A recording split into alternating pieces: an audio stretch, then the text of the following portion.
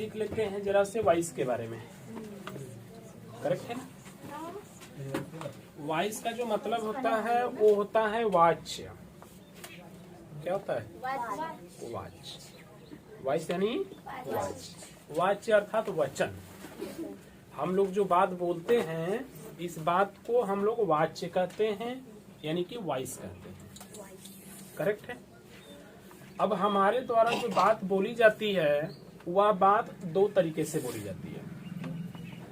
कितने तरीके से? दो तरीके से। ठीक है? जिन दो तरीकों से हम अपनी बात को रखते हैं उन दो तरीकों के हिसाब से उसको दो वॉइस कहा जाता है। राइट? जो पहली वॉइस होती है उस पहली वॉइस का नाम होता है एक्टिव वॉइस। सेकेंड वाली का नाम है पैसिव वॉइस। ठीक है? वॉइस कितने प्रकार की? दो प्रकार की। कौन कौन सी? Active voice and passive voice. तो अभी तक हम लोगों ने जो भी टेंस पढ़ा, उसके अलावा जो भी यूज पढ़ा, उन सब में हम लोगों ने सिर्फ और सिर्फ एक्टिव वॉइस का ही प्रयोग किया। अब एक्टिव वॉइस कैसे यूज किया? जो एक्टिव वॉइस होती है, इस एक्टिव वॉइस में सब्जेक्ट जो है वर्क को करता है। कौन?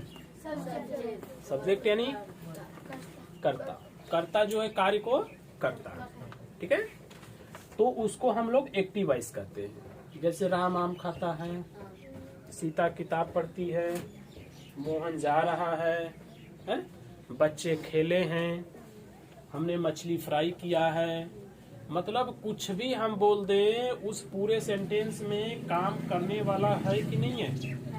है। अगर कार्य करने वाला है तो उसका नाम होता है active voice. Means active voice होने के लिए उसमें क्या होना चाहिए?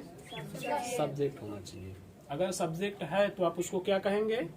एक्टिव वॉइस कहेंगे। ठीक है? का सीधा सा मतलब हो गया कि जो एक्टिव वॉइस होती है उस एक्टिव वॉइस में प्रधान होता है सब्जेक्ट। ओके? वह सेंटेंस पूरा का पूरा उस सब्जेक्ट के इर्द गिर्द खेलता है। करेक्ट है? अब देखिए यह है पैसिव वॉइस। जो पैसिव वॉइस होता है, इस पैसिव वॉइस में ऑब्जेक्ट होता है प्रधान। कौन? ऑब्जेक्ट। ऑब्जेक्ट जो होता है ना वो प्रधान होता है, नहीं कि मेन होता है। यानी कि पूरा का पूरा काम जो है किसके द्वारा किया जाएगा? ऑब्जेक्ट के द्वारा किया जाएगा। ऑब्जेक्ट किसको आप बोलते हो? कर्म को। ठीक है? यानी कि उस सेंटेंस का जो कर्म है, ऑब्जेक्ट है, वह खुद कार्य को करने लगेगा तो तुरंत हमें समझ लेना है कि वह हो गया पैसिव वॉइस। ठीक है? अब दोनों में जरा डिफरेंस देखिए क्या है। जैसे लिखा राम एक आम खाता है। राम एक आम खाता है। इसकी अगर इंग्लिश आपको लिखनी हुई तो क्या लिखेंगे? Ram it's a mango. अब इस सेंटेंस में प्रधान कौन है? राम है। राम के द्वारा ही काम किया जा रहा है। ठीक है? अब इसी सेंटेंस को हम लोग केवल बोल दे कि आम राम के द्वारा खाया जाता है। क्या? आम राम के द्वारा खाया जाता है। अब बताइए इसमें प्रधान कौन? आम हो जाएगा ना, क्योंकि पूरा बल किसके ऊपर हमने ठोक दिया? आम के ऊपर ठोक दिया। इसलिए आम राम के द्वारा खाया जाता है में ऑब्जेक्ट जो है कि मेन हो जाएगा, और जब ऑब्जेक्ट वर्क को करने लगेगा तो उसको हम डायरेक्टली बोलेंगे पैसिव वॉइस। कौन सी वॉइस? तो ये एक्टिव वॉइस तो हम लोग ऑलरेडी पढ़ के आ चुके हैं, तो उसके बारे में हम पहले से ही जानते हैं। तो हम अब मेन चर्चा करेंगे पैसिव वॉइस की। ठीक है? तो डायरेक्टली हम लोगों का ये हो जाता है पैसिव वॉइस। अब सारा का सारा माजरा हम लोग इसी के ऊपर खेलेंगे जरा से। ठीक है? चलिए ध्यान दीजिए। अभी हम लोगों ने सीख लिया कि जो पैसिव वॉइस होता है उस पैसिव वॉइस में जो ऑब्जेक्ट है वही मेन है। कौन? ऑब्जेक्ट। यानी कि इस प्रकार के जो सेंटेंस का मूल रूप होगा वह ऑब्जेक्ट के ऊपर ही डिपेंड करेगा। करेक्ट है। अब देखिए जरा, जो पैसिव वॉइस होती है उस पैसिव वॉइस में हम लोग हमेशा वर्ब के थर्ड फॉर्म का यूज करते हैं। किस फॉर्म का? चाहे कोई भी टेंस हो, हर टेंसों में वर्ब का कौन सा फॉर्म लगेगा? थर्ड फॉर्म लगेगा। लेकिन कब? जब पैसिव वॉइस में वो कन्वर्ट किया जाएगा या वह सेंटेंस पैसिव वॉइस में होगा। ठीक है। दूसरी बात सुनिए जरा, हमको हमेशा और हमेशा पहचान के तौर पे ये जानना है कि इस सेंटेंस, मतलब जो भी सेंटेंस दिया है उस सेंटेंस में सब कुछ कर्म ही करता हो, मतलब ऑब्जेक्ट ही करता हो। ठीक है, तब तो हमको यहाँ रहना है, अदरवाइज यहाँ नहीं रहना। ठीक है। अच्छा, तो पैसिव में हम सबसे पहले छोटे से स्टार्ट करेंगे और हम लोग स्टार्ट करेंगे प्रेजेंट इंडेफिनिट से। कहाँ से? टेंस कुल कितने होते हैं? 12 होता है ना। तो उन 12 में सबसे पहला कौन होता है? इंडेफिनिट। राइट है। उसके बाद प्रेजेंट कंटीन्यूअस, प्रेजेंट परफेक्ट, उसके बाद प्रेजेंट परफेक्ट कंटीन्यूअस। तो इसका जो है कि पैसिव वॉइस नहीं बनता है। किसका? Present perfect continuous. एक यहाँ से कट गया, एक उसके बाद वाले से काटेंगे, पास्ट परफेक्ट कंटीन्यूअस। कितने कट गए? 2। अब फ्यूचर से काटेंगे, फ्यूचर कंटीन्यूअस 3। फ्यूचर से फिर काटेंगे, फ्यूचर परफेक्ट कंटीन्यूअस। तो टोटल कितने कटे? 4 कट गए ना? 3। कोई 3 बोला है?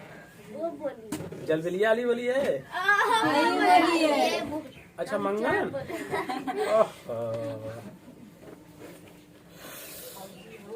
तो हमने क्या बोला अभी? 4 टेंस कट हो जाते हैं तो बचते कितने हैं? 8। यानी कि उन 8 टेंसों की पैसिव वॉइस बनाई जाएगी। ठीक है, मूल रूप से सुन लो भाई, जितने भी टेंस है उन सभी टेंसों के परफेक्ट कंटीन्यूअस को हटा देना है। जैसे present perfect continuous, past perfect continuous, future perfect continuous और फ्यूचर में एक रहेगा फ्यूचर कंटीन्यूअस। तो टोटली कितने हट गए? 4। तो इन 4 लोगों की कहानी हमने कर दिया गोल। कहानी गोल कर दिया मतलब खत्म। यानी उन लोगों से हमें कुछ भी लेना देना नहीं। तो बचे कितने? 8। उन 8 की हम लोग पैसिव बनाएंगे। अब उसमें से सबसे पहले कौन आता है? Present indefinite. अच्छा, देखो, अगर प्रेजेंट इंडेफिनिट हो, इसका एक्टिव वॉइस हमें दिया हो, तो एक्टिव वॉइस में कौन सा हेल्पिंग वर्ब लगाते हैं?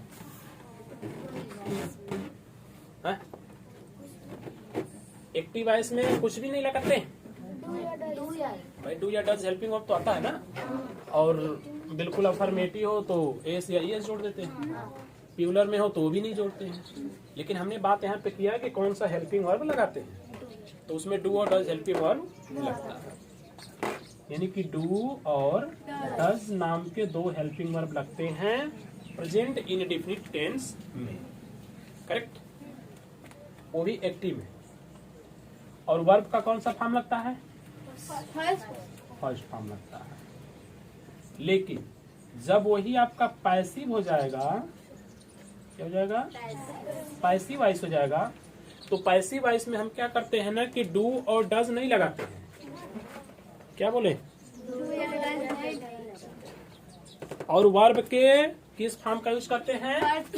हमने पहले ही सीखा दिया कि पैसिव में हमेशा थर्ड रहेगा, चाहे कुछ हो, उससे हमसे मतलब नहीं है।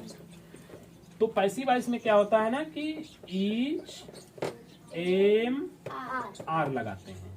और वर्ब का कौन सा फॉर्म लगाते हैं? थर्ड फॉर्म लगाते हैं। ठीक है। अब जरा से सोचिए, इज, एम, आर कौन से टेंस में लगता है? प्रेजेंट कंटीन्यूअस में लगता है। अब प्रेजेंट कंटीन्यूअस में वर्ब का कौन सा फॉर्म लगता है? फर्स्ट फॉर्म में आईएनजी जोड़ देते हैं। ठीक है। तो यहाँ भी हमको इज, एम, आर ही लगाना है। लेकिन उसके साथ वर्ब क्या लगाना है? थर्ड। दोनों में अंतर हो गया भाई। इज एम आर लिखा हो और उसके संगे वर्ब का कौन सा फॉर्म लगाया हो, तो कौन सा टेंस होगा वो? टेंस कौन सा होगा? प्रेजेंट इंडेफिनिट टेंस का पैसिव वॉइस होगा वो, ठीक है। लेकिन उसी इज एम आर के साथ वर्ब में आईएनजी जोड़ देगा तो प्रेजेंट कंटीन्यूअस हो जाएगा। पहचान समझ में आ गई? कोई कंफ्यूजन नहीं है ना?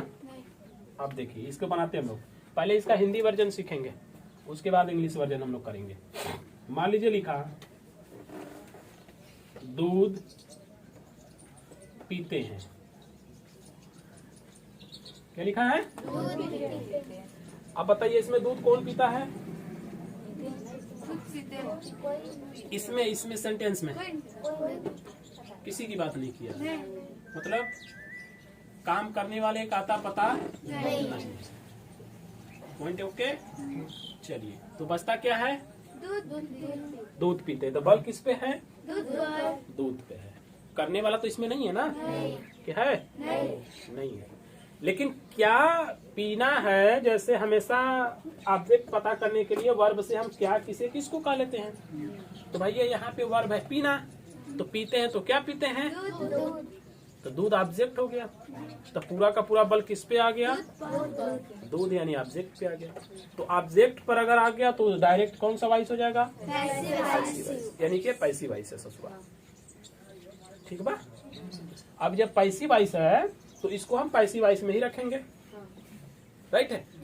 तो पीते क्या है? दूध। तो सबसे पहले हम किसकी इंग्लिश लेंगे? दूध की। यानी कि milk is drunk. Milk is दूध पीते हैं बना है ये। दूध पीते हैं, मिल्क इज ड्रंक बन गया। चलिए आगे देखते हैं। आम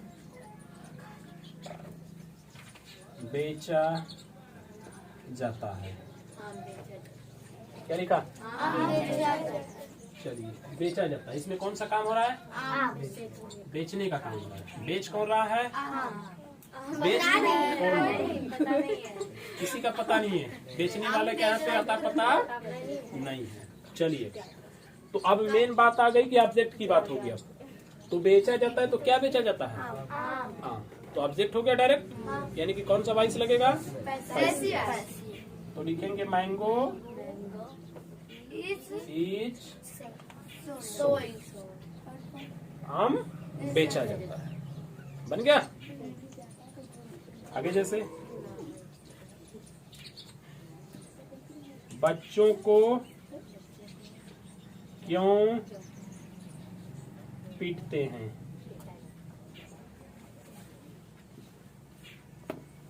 बच्चों को क्यों पीटते हैं? आप बताइए। ढूंढिए तो इसमें पीटने वाला कौन है? कोई नहीं। बच्चों को क्यों पीटते? पीटने वाला है नहीं, यानी कि सब्जेक्ट नहीं है। जब सब्जेक्ट उसमें नहीं होगा तो किसकी बात कर देगा वो? ऑब्जेक्ट की। तो ऑब्जेक्ट कौन है? ऑब्जेक्ट पैसिव वॉइस है। भाई पीटते हैं तो किसे पीटते हैं? बच्चों को। तो डायरेक्ट हमारे जो बच्चे हैं वो ऑब्जेक्ट हो गए। तो डायरेक्टली ऑब्जेक्ट की बात आई तो पैसिव वॉइस बनाए। तो सबसे पहले हम लिखेंगे वाई, यानी कि क्यों बच्चे पीटे हैं। बार चिल्ड्रेन बीटे।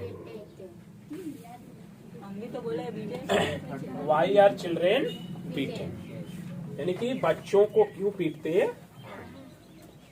क्लियर हो गया? क्या भी नहीं हुआ? हो गया। समझ में आ रहा बात? चलिए अन्य देखते हैं। जैसे मान लीजिए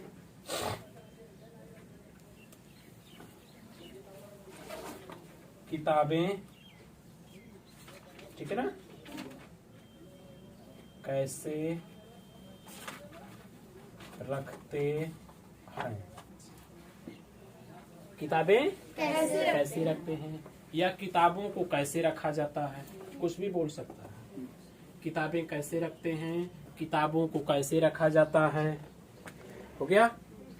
चलिए, अच्छा इसमें रखने वाला बंदा कौन है?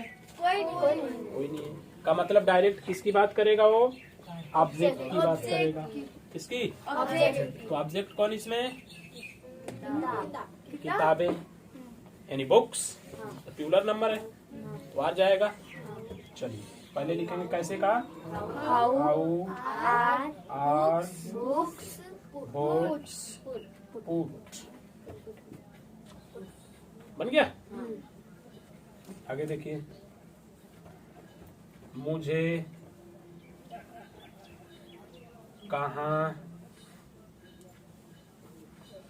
भेजा जाता है? मुझे कहाँ भेजा जाता है? चलिए बताइए तो, काम करने वाला कौन है? पता ही नहीं है उसका। भाई भेजने वाला तो कौन है, कुछ पता ही नहीं, तो भेज किसको रहा है? मुझे। तो मैं तो ऑब्जेक्ट हो गया, यानी कि फिर पैसिव। तो क्या लिखना है? Where am I sent. Where am I sent. अब बन जाएगा। अपनी लाइफ में भी, आप डेली रूटीन में भी बहुत छोटे छोटे छोटे छोटे पैसिव वाइसी आप बोलते रहते हो। ठीक है, जैसे आलू खाते हैं, चाय पीते हैं, हा? बोलते हो कि नहीं बोलते ऐसे? किताब पढ़ते हैं, तो भाई किताब पढ़ते हैं, चाय पीते हैं, आलू खाते हैं, फलाना ढेकनवा से जो कुछ कहते हो तो सब के सब किस वॉइस में बोलते हो? पैसिव वॉइस में बोलते हो। सो इसकी इंग्लिश भी किस में बनेगी? पैसिव वॉइस में बनेगी। अब का नोट कर डालोगे? तो अभी एक हमने सिखाया केवल, अभी स्टार्ट है, सो थोड़े से हम लोग स्टार्ट करेंगे, क्रम से हम लोग बढ़ते रहेंगे।